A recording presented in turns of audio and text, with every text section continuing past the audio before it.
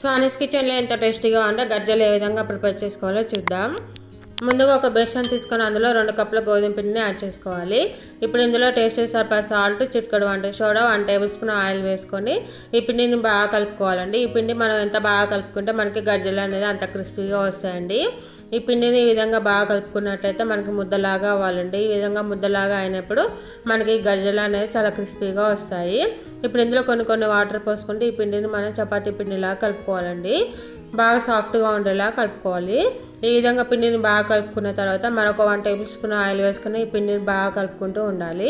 ఇప్పుడు దీనిపై నుంచి మూత పెట్టుకొని కాసేపు పక్కన పెట్టుకొని నానబెట్టుకోవాలి. ఇప్పుడు మరొక బౌల్ తీసుకొని అందులో 2 కప్పుల కొబ్బరి పొడిని యాడ్ చేసుకోవాలి.